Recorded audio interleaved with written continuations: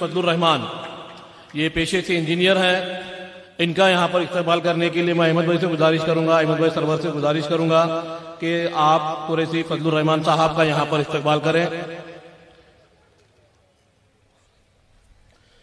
اب اس کے بعد ہمارے درمیان امباجوگائی سے تشریف لانے والے ایڈوکیٹ ہیں اسماعیل گولی صاحب، ان کا یہاں پر استقبال کرنے کے لیے میں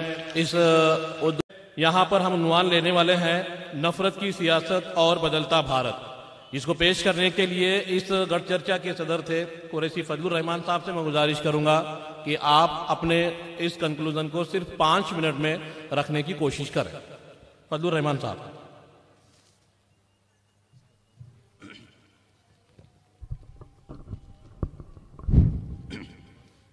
اعوذ باللہ من الشیطان الرجیم۔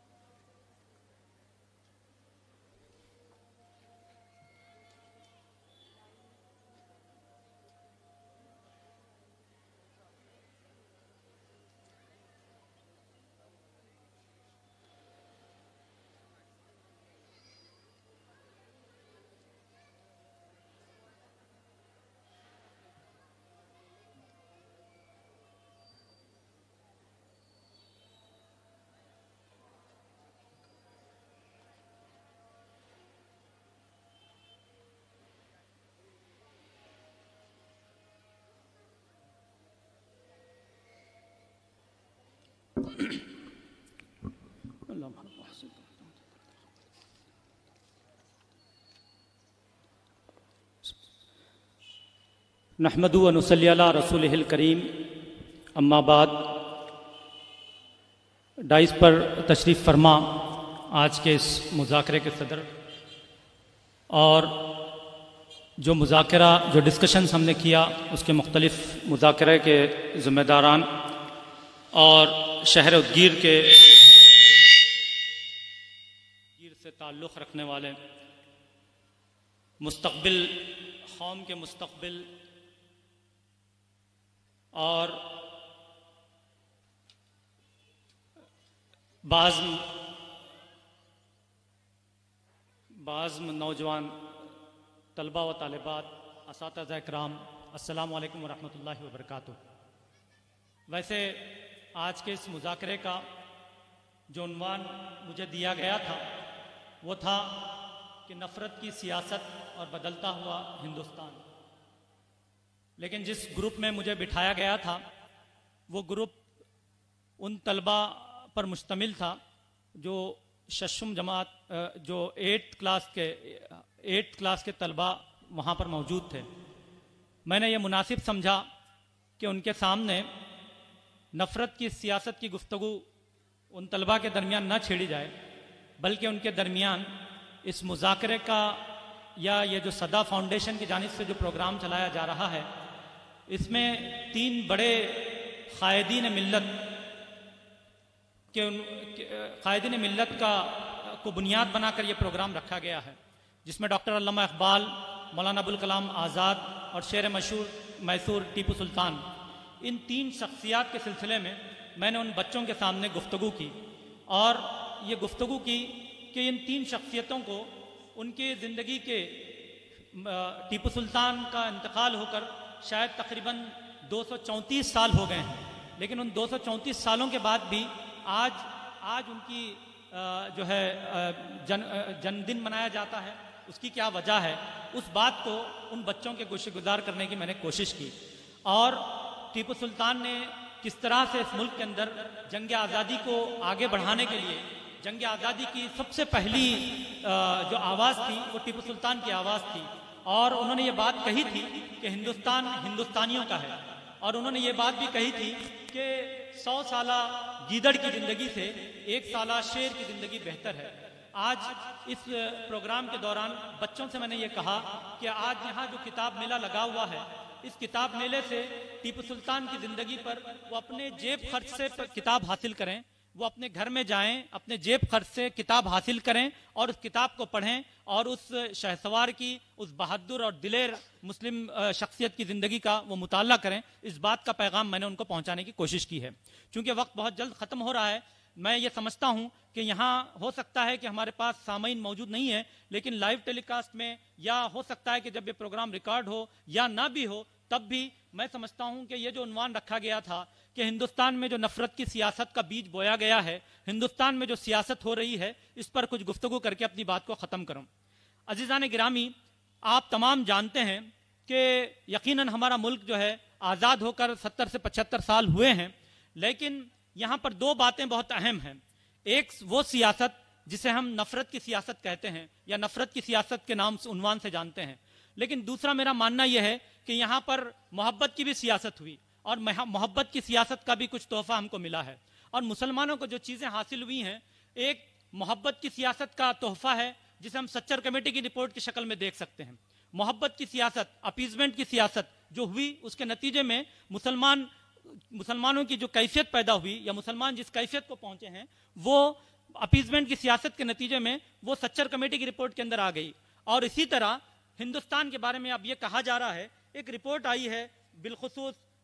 یہ لکھنے والے ہیں دیپانکر باسو، انہوں نے ریسنٹلی ایک رپورٹ لکھی ہے۔ اس رپورٹ میں وہ یہ کہتے ہیں کہ ہندوستان کی تاریخ کا جو دوسرا معاملہ ہوا ہے وہ ہے 2014 کا جو الیکشن ہوا، اس 2014 کے الیکشن کے بعد ہندوستان کی تقدیر کچھ بدل سی گئی ہے، یا ہندوستان کا معاملہ کچھ اور ہو گیا ہے۔ ہندوستان ایک اکثریتی میجورٹیرین اسٹیٹ کے اندر تبدیل ہو چکا ہے۔ تو گویا اس وقت ہندوستان کے اندر 2 سیاستیں ہو گئی ہیں، ایک محبت کی سیاست ہو گئی ہے، اور دوسری جو سیاست ہے وہ نفرت کی سیاست ہو گئی ہے۔ اب جو سیاست کرنے کی ضرورت ہے، جس کا اندازہ اس پوری گفتگو اور اس پورے پس منظر میں پیدا ہو رہا ہے، وہ ہے عدل کی سیاست، یا انصاف کی سیاست، یا انصاف پہنچانے اور انصاف کی سیاست کی ضرورت کا اندازہ ہو رہا ہے۔ میں آپ حضرات کے سامنے یہ بات بتاتا چلوں کہ اس وقت ہمارے ملک کی جو سیاسی صورتحال ہے، وہ سیاسی صورتحال بظاہر ہمیں ایسا محسوس ہوتا ہے کہ یہ سیاسی صورتحال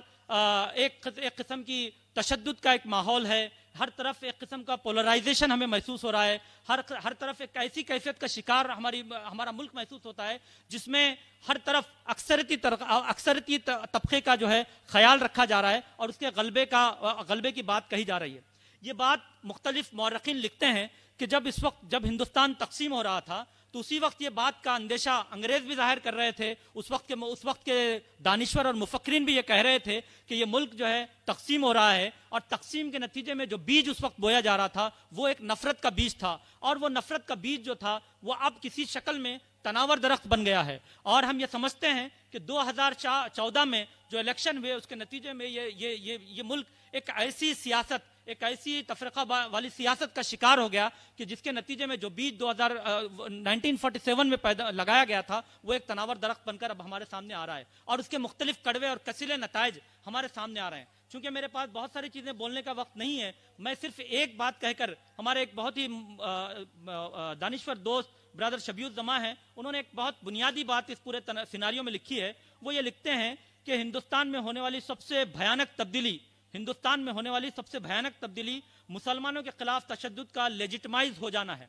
یعنی مسلمانوں کے خلاف جو تشدد ہو رہا ہے وہ اب قانونی شکل اختیار کر گیا ہے۔ تشدد کی زبان اب عام ہو چکی ہے۔ پہلے جو باتیں مخصوص پلیٹ فارم سے ہچکچاہٹ کے ساتھ کہی جاتی تھی، اب پبلک فورمز میں چیخ کر کہی جانے لگی ہیں۔ ٹی وی مباحث، اخبارات، سوشل میڈیا کے مختلف پلیٹ فارمز، عوامی جلسے اور ریلیاں، ہر جگہ یہ زبان محسوس کی جا سکتی ہے۔ اختلاف اور نفرت کے ماحول میں پہلے بھی موجود تھے، لیکن اسے کھلے عام سرکاری سرپرستی حاصل نہیں تھی، اب بلکہ دنگائیوں کو تحفظ دینے کے ساتھ ساتھ انعامات سے بھی نوازا جا رہا ہے۔ ہندوؤں کے دیوالیے پن کا عالم یہ ہے کہ کوئی بھی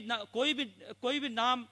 ٹام، ڈک اور ہیری مسلمانوں کے خلاف زہر اگل کر ہیرو بن جا رہا ہے۔ पुष्पेंद्र जैसे बेतुकी हाँकने वाले हर टीवी चैनल पर, सोशल मीडिया प्लेटफॉर्म पर पता नहीं कहां से उबल आए हैं। तो गोया ये कि इस तरह की एक कैफियत और इस तरह की शक्ल इस वक्त हमारे मुल्क के अंदर सियासी पस मंजर के अंदर तब्दीली आ चुकी है। अजीज़ान गिरामी, ये बात कि जब से हम ये देखते हैं कि 2014 के अंदर इसमें जो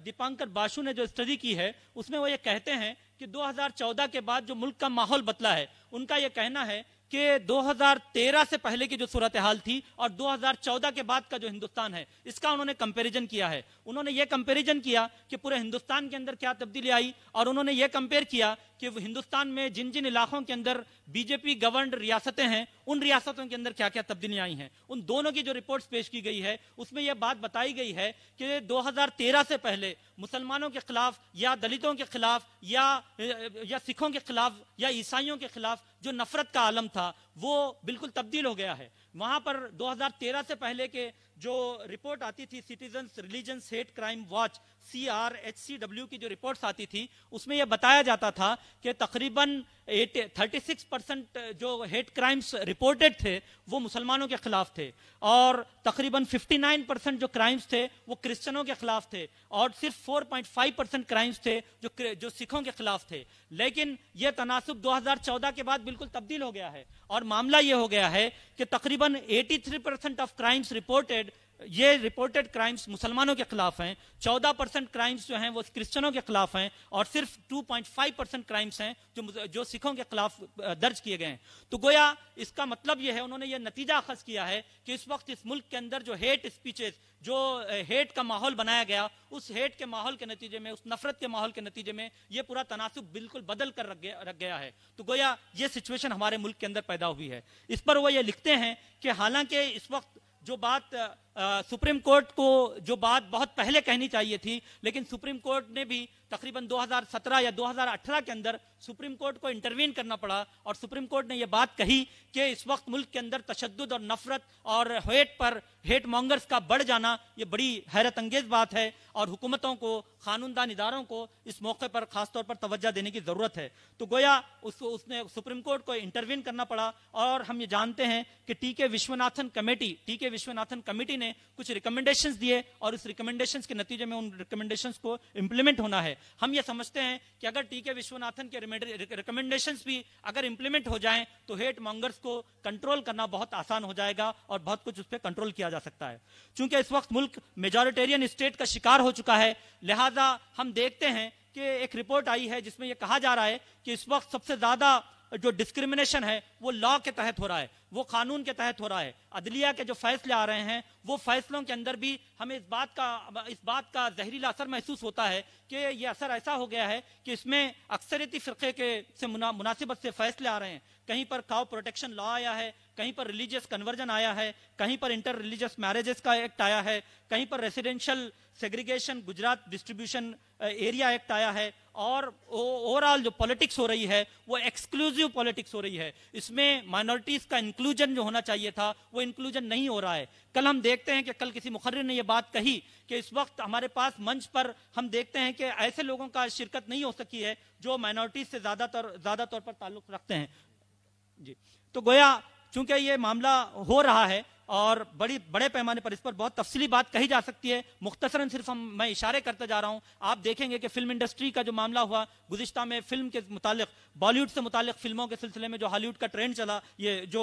ट्विटर का ट्रेंड चला, ये बहुत सारी ऐसी चीजें हैं। ये सारी की सारी चीजें इस वक्त हिंदुस्तान के उस माहौल को खराब करने का या उस माहौल को खराब करने का जरिया बनी है, और जिसके नतीजे में जिस नफरत के नतीजे में एक अजीब व गरीब किस्म का माहौल पैदा हुआ है। सवाल ये पैदा होता है कि क्या हिंदुस्तान इसलिए बना था? क्या हिंदुस्तान नफरत के इस माहौल को पनपने के लिए बना था और हिंदुस्तान इसी बुनियाद पर बनाया गया था? हरगिज नहीं। हिंदुस्तान जो बनाया गया था, जिस काम के लिए टीपू सुल्तान जैसे शहीद हुए और कई इंसानों ने, कई मुसलमानों ने, कई लोगों ने अपने इस मुल्क के लिए जान लगाई थी, वो किस लिए लगाए थे? उसके पीछे एक आइडिया ऑफ इंडिया था, इंडिया को बनने का एक नजरिया था, और वो नजरिया इस नफरत की सियासत के नतीजे में कहीं खो गया है। और वो नजरिया इस बुनियाद पर था कि हम ये चाहते थे कि इस मुल्क के अंदर डेमोक्रेसी आए, इस मुल्क के अंदर डेवलपमेंट हो, इस मुल्क के अंदर डाइवर्सिटी कायम रहे। लेकिन हम ये देख रहे हैं कि आइडिया ऑफ इंडिया نفرت کی سیاست کا شکار ہوتا محسوس ہو رہا ہے۔ اس آئیڈیا آف انڈیا پر نفرت کے سیاست دانوں نے حملہ کر لیا ہے اور ہمیں اس نفرت کی سیاست سے اس ملک کو آزاد کرانے کی پھر سے جدوجہد کرنے کی ضرورت پیدا ہو رہی ہے۔ میں سمجھتا ہوں کہ صدا فاؤنڈیشن کا یہ پروگرام یہ اسی کوشش کا حصہ ہے جو جس وقت جنگ آزادی ہو رہی تھی تو اس وقت بھی اس طرح کے جلسے ہوئے اور انہوں نے ملک کو نفرت سے، ملک کو انگریزوں سے آزاد کرانے کی کوشش کی۔ اسی طرح اب ہم نفرت کی سیاست سے آزاد کرانے کی کوشش کر رہے ہیں۔ عزیزان گرامی، ہمارا جو ایجنڈا اس وقت ملک کو ہندوستان کا جو دستور ہمیں، جو دستور پیرمبل ہمیں کہتا ہے، دستور ہمیں یہ کہتا ہے کہ ہم ہندوستان کے جو عوام ہیں وہ جسٹس کے لیے کام کریں گے، معاشی مساوات کے لیے کام کریں گے، سماجی برابری کے لیے کام کریں گے اور آپس میں نفرت کو ختم کریں گے۔ لہذا ہمیں اس ملک کا دستور پیریمبل، اس کی تمہید جو کہتی ہے، اس دستور کی بنیاد پر آئیڈیا آف انڈیا کو لے کر چلنے کی ضرورت ہے۔ اگر ہم آئیڈیا آف انڈیا کو لے کر چلیں گے تو میں سمجھتا ہوں کہ نفرت کی سیاست کو ہم مات دے سکتے ہیں، ورنہ نفرت کی سیاست اس قدر ہمارے گھروں پر عام ہو جائے گی کہ ہم اس کا اندازہ نہیں کر سکتے ہیں۔ میں اپنی گفتگو کو اس شعر کے ساتھ ختم کرنا چاہتا ہوں کہ ان کا فرض جو ہے وہ اہل سیاست جانے، ان کا جو فرض ہے وہ اہل سیاست جانے، میرا پیغام محبت ہے جہاں تک پہنچے۔ صلی اللہ تعالیٰ علی خیر خلقی ونور عرشی و صحابہ اجمعین برحمتک یا ارحم الراحمین۔